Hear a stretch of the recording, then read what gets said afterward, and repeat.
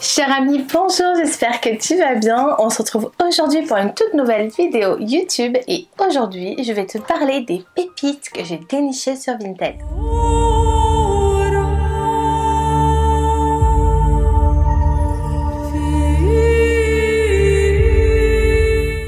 Avant de commencer cette vidéo, je voudrais vraiment mettre un point d'honneur sur le fait que je ne vais pas te faire l'apologie du site Vinted. Vraiment, c'est pas le but de faire une promotion à ce sujet, c'est juste que grâce à cette plateforme, j'ai pu découvrir des livres qui ne sont plus édités et dont je peux enfin te parler aujourd'hui. Quasiment l'intégralité des livres que je vais te présenter sont écrits par l'auteur Édouard Brassé. Édouard Brassé, c'est qui? C'est un écrivain qui a écrit plus de 75 livres, même plus que ça je crois, autour de l'univers du fantastique et du merveilleux. C'est un auteur français donc qui s'est inspiré d'écrits divers et variés qu'il a pu trouver, qui ont été écrits du Moyen-Âge jusqu'à nos jours, avec différents articles de journaux, des mythes, des légendes, aussi des légendes orales, enfin bref. Il a fait un condensé de tout ce qu'il a pu apprendre et il a écrit ses livres avec cette base-là. Et pour moi, en fait, la magie et la sorcellerie, ça rejoint aussi beaucoup l'univers du merveilleux, du fantastique et aussi toute cette part de mythes et de légendes qui nous entourent. Si je crois à l'existence de la magie et de la sorcellerie, j'ai aussi envie de croire au petit peuple merveilleux, des fées, des farfadets, des lutins, etc. jusqu'aux loups-garous, yétis, etc. Et donc moi, j'aime vraiment beaucoup cet univers-là et c'est un univers qui m'a inspiré tout le long de mon enfance et mon adolescence. Et j'ai pu enfin redécouvrir certains livres que j'empruntais à l'époque à la bibliothèque, que j'ai beaucoup recopié et que j'ai inscrit dans mon premier grimoire que j'ai fabriqué à peu près à l'entrée du collège. Donc vous allez me dire, c'est aussi une belle revanche de retrouver ces ouvrages parce que ça me permet aussi de renouer avec cette part d'enfance que j'ai peut-être un peu perdu avec le temps, mais c'est aussi le moyen de s'informer et de se cultiver autour de ce qui peut nous entourer et autour des croyances des Celtes à l'époque. Parce que moi, ma pratique, elle est plutôt orientée paganisme, mais du coup, elle a un lien aussi avec tout ce qui peut entourer cet univers-là. Et ces livres vont m'en apprendre beaucoup et vont vous en apprendre beaucoup, j'en suis sûre. Ne vous inquiétez pas, à la fin de la vidéo, vous aurez 2 ouvrages de sorcellerie qui vont vous plaire, j'en suis sûre. Pour commencer cette magnifique collection, je suis ravie de te présenter l'Encyclopédie du merveilleux d'Édouard Brassé, volume 1, 2 et 3.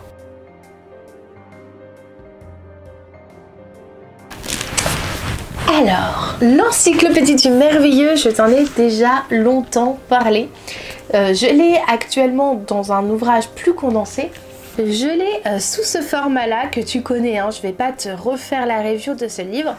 Et en fait, ce livre-là, c'est tout bonnement la version un peu plus petite de ces livres. C'est la même chose, tout bonnement. Et là, vous allez vous dire, ah, d'accord Samantha, c'est très intéressant, ils sont très jolis. Mais du coup, pourquoi t'es allée t'acheter les 3 livres si c'est exactement la même chose que la petite encyclopédie du merveilleux? Alors, en fait, il faut savoir que les livres que j'empruntais à la bibliothèque étaient les livres de ce format-là. Vraiment, c'était cela. Hein. Le peuple de la lumière, le bestiaire fantastique et le peuple de l'ombre, juste ici. Et en fait, quand je les ai redécouverts sur Vinted, je me suis dit, oh, mais c'est ces livres-là, c'est pas la petite, c'est vraiment, en fait, c'était plus le côté nostalgie qui revenait et le côté aussi un peu revanche. Parce que à l'époque, je me suis toujours dit que plus tard, je n'avais pas vraiment de regard sur le métier que je ferais. Et tant mieux, j'ai envie de vous dire. Mais je savais que j'allais avoir assez d'argent, on va dire, pour pouvoir m'offrir l'intégralité de ces livres. Vraiment, et c'est la petite revanche. J'aurais dû vous faire l'ouverture vidéo de quand je les ai reçus parce que clairement j'en ai pleuré tellement ça fait peut-être 15 ou 20 ans que j'attends ça et du coup je suis très contente. Donc le premier, on va plutôt parler de peuple de la lumière, de fées, de farfadets. Et donc ça va vraiment se référer à plutôt à tout ce qu'on peut retrouver aujourd'hui si on parle de magie féerique. Malgré le fait qu'on parle pas que de fées là-dedans, on est vraiment sur tout ce qui englobe le petit peuple et le peuple des fées. L'encyclopédie du merveilleux, le bestiaire fantastique. Donc là, on va plutôt parler de créatures plutôt que de peuples, de chimères, on va parler de licornes, de phénix, de griffons, d'hydres, gargouilles, monstres du Loch Ness, bêtes du Gévaudan, vraiment tout ce qui va nous faire frissonner en termes de créatures féroces, bestiales. Un bestiaire, c'est un recueil de créatures. Donc voilà, ça dit bien le bon mot, bestiaire fantastique. Et le dernier, on aura l'encyclopédie du merveilleux, le peuple de l'ombre. Donc là, forcément, malgré le fait qu'on va être sur le même genre d'iconographie, on va quand même être sur quelque chose de plus sombre en termes de d'écrit, de texte, en termes d'illustration aussi. Les loups-garous, les vampires, toutes les créatures de la nuit, les momies, les zombies, les squelettes, les succubes, les démons, vraiment tout ce qui relève du peuple de l'enfer, les sorcières et les nécromanciens. Enfin, tout est réuni dans ce livre. Et c'est vraiment celui que j'ai le plus lu, je crois, parce que à l'époque, comme beaucoup d'entre vous, je suis sûre, j'étais très fan de la série Charmed. Et du coup, je recopiais beaucoup de ces créatures-là dans mon grimoire en me disant qu'un jour, ça pourrait m'être utile si je devais avoir affaire à l'un d'eux. Et bon, voilà, mon avis là-dessus a beaucoup évolué maintenant, mais c'est vrai qu'à l'époque, c'était vraiment une obsession. Donc, si je devais retracer mon grimoire, ça serait vraiment autour de ce livre-là. Donc, je suis très contente de l'avoir. Ça a été le plus compliqué à trouver. Celui-ci, clairement, le peuple de la lumière, vous pouvez le retrouver assez facilement. Je vous en vois passer franchement sur Vinted autour de 10-15 € maximum. C'est le plus courant, je pense que ça a été celui qui a été le plus vendu, donc c'est assez facile de le trouver. Moi j'avais eu un lot en fait avec ce livre là et le bestiaire, les deux étaient à 20 €.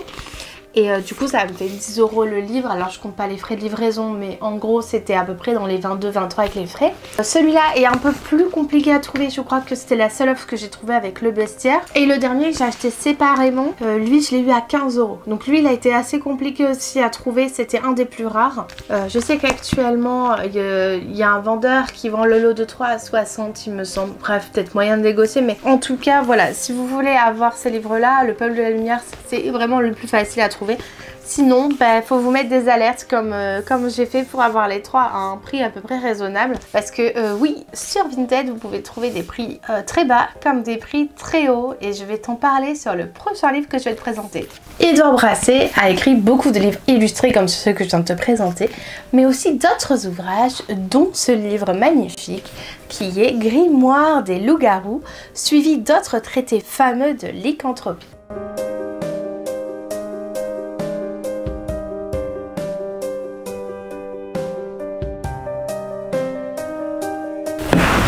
Donc en fait, ce livre-là, il est beaucoup plus petit.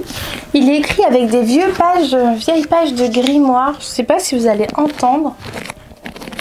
Mais en gros, c'est vraiment des vieilles pages de grimoire qu'on pouvait avoir à l'époque, avec un fini pas du tout régulier sur le dessus, et c'est ce qu'on aime beaucoup dans ce genre d'ouvrage. Donc là, c'est Édouard Brassé qui l'a écrit. Il va se référer à plusieurs traités, en tout cas à plusieurs écrits qu'il a pu vraiment recueillir au fil du temps sur le mythe du loup-garou et de tout ce qui est le mythe de Lycaon aussi.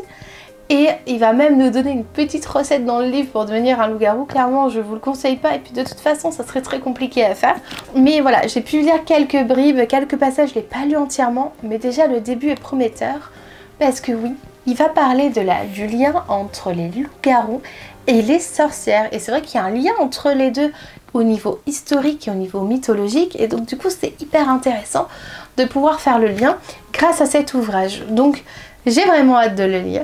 Sachez que si vous voulez vous l'approprier, clairement il faut se lever tôt, parce que actuellement, si vous voulez le rechercher sur Amazon, la Fnac, n'importe quel autre marketplace, ce sera forcément d'occasion car c'est un livre qui n'est plus édité, et vous le trouverez pour la modique somme de 100 à 150 € approximativement.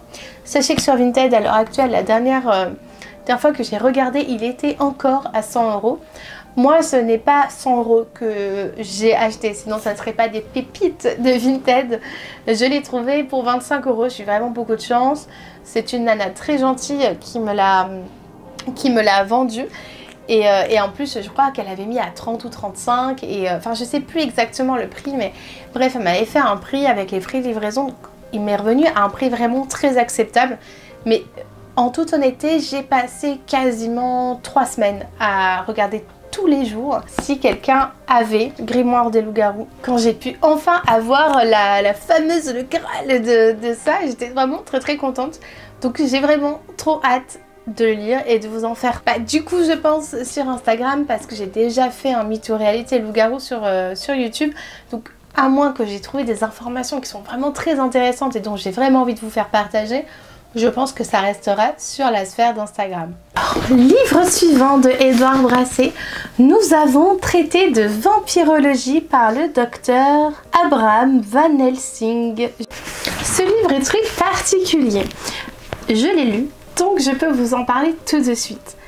Donc déjà, au tout début du livre, l'auteur, donc Édouard Brassé, en sachant que c'est pas vraiment l'auteur, parce que Édouard Brassé a en effet juste supervisé la traduction et lissé un peu les passages de Van Helsing pour que ce soit un peu plus compréhensif pour nous. Mais ce livre est surtout un énorme recueil de tous les articles et des faits divers retraçant le mythe des vampires. Quand je vous dis que c'est un recueil, c'est qu'au final, les passages de Abraham Van Helsing sont très réduits par rapport à tous les passages d'articles, même de romans, d'histoires, enfin il y a un peu de tout. Vraiment j'ai du mal à définir réellement cet ouvrage. Mais au tout début de l'ouvrage, nous avons un mot de l'auteur qui nous dit, donc du traducteur je pense, qui nous dit que un jour il s'est baladé dans une bibliothèque à Berlin, je pense, en Allemagne, je me souviens plus exactement de la ville, bref, en Allemagne. Et il est tombé chez un libraire un peu antiquaire où il avait le fameux livre soi-disant de Van Helsing et qu'il aurait reconnu tout de suite toutes les abréviations parce qu'on a Abraham Van Helsing, docteur en philosophie, en lettres, docteur en plein de choses, en littérature, enfin bref, il est surdiplômé. Et il s'est dit, c'est une pépite, il a lu et il s'est dit, il faut absolument qu'on le traduise et qu'on l'édite. Alors, il n'est pas sûr que ce soit réellement un texte de ce chasseur de vampires célèbre, mais il met bien un petit doute là-dessus. Il dit bien attention, je suis pas sûre que ce soit un faux, que ce soit un vrai ou un faux, on sait pas. Parce qu'aujourd'hui, j'ai beau regarder un peu, j'ai fait quelques recherches sur Van Helsing et c'est vrai qu'on a du mal à savoir s'il a vraiment existé. Donc si on en croirait ses livres, il aurait existé, il aurait tué Dracula, mais on sait pas trop. Et vraiment, par contre, ce qui est hyper intéressant là-dessus, c'est que c'est un livre qui a été écrit à la base dans les années 1700-1800. Et donc du coup, on va avoir la croyance de l'époque, vraiment quand on regarde leurs yeux à eux, on voit que c'était des gens qui étaient vraiment très superstitieux, très croyants et aussi très craintifs de tout ce qui peut toucher à la vie après la mort. Et je pense que c'est pour ça que le mythe des vampires a autant fait parler, parce que c'était vraiment viscéral chez eux. Ils avaient vraiment peur que les morts reviennent, et à force d'avoir peur, et ben des fois on a l'impression que ça se passe. En tout cas, c'est ce que moi, de mon œil de 20e siècle, 21e même, je l'ai ressenti en lisant ce livre, et j'ai enfin compris comment le mythe des vampires est né. Dans ce livre-là, on va avoir la réalité des vampires, en tout cas la réalité de quand on sait lire entre les lignes sur les vampires. Mais Édouard Brassé, qui est un grand imaginaire, a aussi écrit un autre livre qui s'appelle, juste ici, La Bible des vampires. Alors un livre beaucoup plus joli, il est tout en relief, il est magnifique, hein. Franchement c'est un superbe ouvrage, très bien illustré, comme pas mal de ses livres. Vraiment, je vous passe quelques pages, mais parce que j'ai pas trop envie de l'abîmer. Donc là, nous aurons de ce côté-là le mythe et là de ce côté-là la réalité. En gros, moi je le vois un peu comme ça, et c'est un peu comme ça que je vais aborder les choses pour le format mytho réalité les vampires. Mais en tout cas, j'ai beaucoup d'informations sur lesquelles m'appuyer, et ça c'est génial. J'aurais eu exactement le grimoire des loups-garous au moment où j'avais tourné ma vidéo mytho réalité loups-garous, j'aurais été très contente. Mais voilà, donc ce livre-là d'Édouard Brassé, je l'ai acheté sur Amazon. Donc on peut encore le trouver sur Amazon. Même si c'est un livre qui a été édité il y a longtemps quand même. 2015, donc ça va encore, c'est pas très vieux. Donc celui-là, voilà, je ne l'ai pas du tout acheté sur Vinted, je préfère être transparente avec vous. en sachant que je l'ai trouvé sur Vinted quelques jours après à 5 ou 6 € de moins qu'en neuf, mais bon, c'est pas grave. J'ai découvert ce livre-là parce que j'ai fait des recherches sur celui-là et forcément, du coup, vu que c'est le même auteur, je suis tombée dessus. Et bon, je l'ai pas lu encore, mais déjà l'iconographie, le style de l'ouvrage, enfin bref, j'étais fan. Donc je suis très contente de l'avoir et j'ai vraiment hâte de le lire. J'ai pas une fascination toute particulière pour les vampires à proprement parler, hein. C'est pas du tout, je suis pas convaincue qu'ils existent ou des choses comme ça, mais ça reste quand même des créatures magnifiques dans le sens où il y a énormément de croyances, énormément d'histoires autour de ce mythe et je crois que c'est même la créature qui a recensé le plus d'histoires après les loups-garous. Vraiment, si dans la pop culture aujourd'hui on nous parle beaucoup des sorcières, des loups-garous et des vampires dans plein de séries, c'est vu que vraiment ça a été des mythes qui ont été vraiment gravés dans les esprits à travers les âges. La pop culture les a lissés, les a rendus tantôt sexy, jolis, gentils aussi, mais à la base, à la toute base, on était beaucoup, mais très loin de tout ça. Et c'est pour ça que j'adore remonter aux origines des mythes parce que c'est là qu'on découvre les vérités cachées. Bien sûr, tu te doutes que ma principale recherche a été quand même des choses qui étaient des livres et qui étaient en lien avec l'univers de la sorcellerie et de l'ésotérisme. J'ai dévié littéralement beaucoup, mais j'ai quand même réussi à trouver un livre de Édouard Brassé qui parle de sorcellerie et pas des moindres. Nous avons traité de sorcellerie. Alors enfin, un authentique grimoire de sorcellerie. Amateur de sombres pouvoirs, découvrez toutes les facettes de la magie de son histoire, depuis les utilisations des pentacles et des formules magiques jusqu'aux rituels païens les plus étranges. Les sorcières ensorcellent, intriguent, effraient, fascinent. Mais qui sont ces jeteuses de sorts qui osent défier les lois naturelles? Tour à tour créateurs de rêves ou vieilles femmes repoussantes, incarnation du diable ou guérisseuses, elles alimentent toujours les légendes les plus folles. Ce livre est très intéressant pour moi dans le sens où ce n'est pas un praticien qui l'a écrit. Les livres qu'on va voir aujourd'hui, pour la plupart, sont écrits par des pratiquantes, des sorcières, des sorciers qui vont partager leur savoir mais aussi leur vision de la sorcellerie, leur manière de penser, leurs croyances. Ce qui est très intéressant parce que moi j'aime beaucoup apprendre des autres et c'est pour ça que je lis encore énormément de livres. Mais c'est vrai que à force de lecture, je trouve que les parutions se ressemblent beaucoup. On a beaucoup de choses qui sont à peu près des copier-coller de certains ouvrages, toujours parler de la même chose. Dans un livre de débutant, on va souvent parler, on devrait montrer 10 plantes, 10 pierres, protection, cercle, etc. Bon, c'est normal, on commence, on débute, on apprend les bases, mais c'est vrai que moi j'ai un peu fait le tour de tout ça et j'avais besoin d'aller un peu plus loin. Et pour moi, ce livre-là peut être très intéressant dans ce sens parce que, certes, je ne vais pas pratiquer avec ce livre-là, mais par exemple, je vais peut-être en apprendre un peu plus sur certains sabbats, par exemple, parce que ça sera une autre vision. Ça sera une vision beaucoup plus moyenâgeuse, donc je vais avoir plus de facilité à pouvoir le retranscrire, moi, dans la version moderne, mais surtout vraiment pouvoir voir ce qui se faisait réellement d'antan. En sachant que dans pas mal de livres sur les sabbats, on va avoir ces informations-là, sauf que c'est des informations souvent de tous les mouvements de toute la planète, on va dire, et de toutes les cultures. Sauf que moi, j'aime bien me recentrer sur la culture celte, celle que moi je pratique, et qui m'intéresse. Donc c'est vrai que comme Édouard Brassé est français, il se réfère beaucoup à des écrits français, je sais pertinemment qu'on va avoir le côté druidique et celtique dans ce livre-là, je l'espère en tout cas. Et du coup, apprendre beaucoup davantage à ce sujet dans ce sens.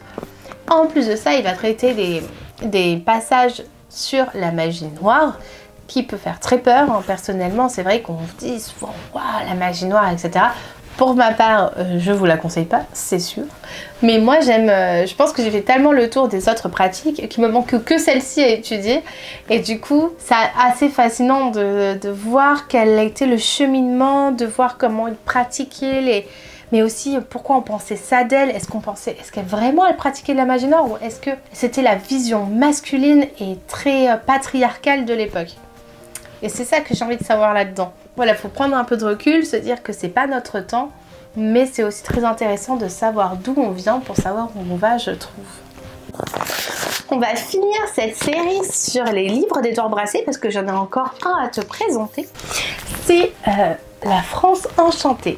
C'est un livre qui va nous conter un peu tout ce qui s'est toutes les mythes et les légendes en France, et surtout il va vraiment faire ça par région. Alors je l'ai pas lu encore, donc je peux pas vraiment approfondir sur le sujet, hein.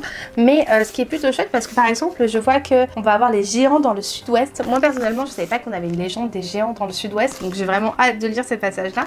Pour moi j'habite dans le sud-ouest, donc forcément j'ai envie de savoir tout ce qu'il y avait autour et ce qu'on a pu en dire à travers le temps. Et donc pareil, il a creusé, cherché des articles, cherché plein de choses pour pouvoir faire ses livres.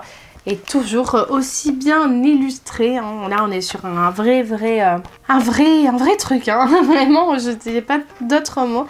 Je suis toujours émerveillée d'un ouvrage illustré parce que je trouve ça très beau, ça nous met dans une ambiance de dingue. Donc j'ai hâte, pareil, de lire et de pouvoir vous raconter. Je pense que je vais en profiter pour vous faire une vidéo, vous me donnez votre avis en commentaire. Mais j'aimerais bien vous faire quelques contes et légendes et aussi quelques histoires paranormales si ça peut vous intéresser. N'hésitez pas à me le dire en commentaire. Alors je vais pas parler de fantômes et autres histoires paranormales de notre époque parce que je pense qu'on est déjà beaucoup sur le sujet. Mais par contre, si vous voulez que je vous raconte un peu ce qui s'est passé avant, n'hésitez pas à me le dire et je ferai un format de vidéo dédié sur vraiment les faits divers étranges. Pour finir sur les pépites de vintage, je vais finir par un livre de sorcellerie. Enfin, encore une fois, un livre historique traitant de la sorcellerie, mais qui n'est pas vraiment un livre de pratique de sorcellerie. J'ai nommé La sorcellerie en France. Donc c'est un livre qui a été écrit en 1970. Ce livre-là en fait va surtout traiter de la sorcellerie en France à la période des rois. Parce qu'on va avoir toute une partie où on va avoir la sorcellerie en lien avec tout ce qui était la monarchie. Et ensuite c'est beaucoup axé historique, hein. Tous les recueils, les témoignages et tout plein d'autres informations qui traitent de la sorcellerie en France au Moyen-Âge jusqu'à les années 1900. Donc c'est très petit, hein, donc je pense qu'il y a quand même beaucoup d'informations. Je fais des chapitres en mettant des illustrations à la place Enfin, c'est assez rigolo comment on s'est formé. Je connaissais pas, bon après vu que c'est un livre ancien, forcément on n'a pas la même vision, c'est pas édité comme aujourd'hui, mais bon c'est assez intéressant.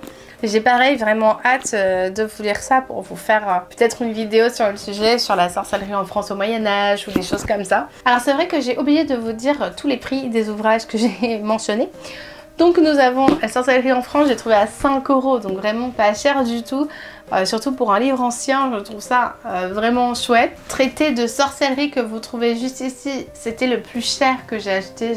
Je crois que je l'ai payé 35 € il me semble. Celui d'avant sur les contes de nos régions, 7 €. Pareil, pas cher du tout. Et ensuite, je crois qu'après je vous ai dit à peu près, mais la Bible des vampires, lui, était à 28 €, mais vu que c'est neuf, donc c'est au prix classique. Donc j'espère que ces livres qui sortent de l'ordinaire, parce que oui, ce ne sont pas des livres ésotériques, ce ne sont pas des livres de sorcellerie pure et dure, mais je t'ai fait découvrir un peu un bout de moi à travers cette vidéo qui franchement aura pris du temps à être fait. J'espère que ça t'aura plu. N'hésite pas à me donner des idées, parce que c'est vrai que des fois, je vous demande pas trop votre avis, je vous balance des thématiques. Peut-être que vous avez des idées de vidéos, des choses que vous aimeriez approfondir. J'ai eu pas mal de questions, je vous laisse continuer un peu à m'en donner. Certaines j'ai répondu en message et d'autres que je garde tout bonnement pour faire une FAQ. C'est pour ça que je réponds pas systématiquement tout le temps parce que je les garde pour une FAQ. Donc n'hésite pas si tu as des questions diverses et variées à me les poster sous cette vidéo parce que je vais préparer les FAQ très prochainement. Et voilà, j'espère que mon contenu te plaît toujours. J'espère que tu seras au rendez-vous la semaine prochaine et je te fais des gros bisous. Et surtout, fais attention sur Vinted. Les prix varient très vite et il faut vraiment pas se faire avoir sur des prix trop élevés pour un ouvrage, ça vaut vraiment pas la peine. Donc je fais des gros bisous et à très vite sur La Magie et Tenez la Julie.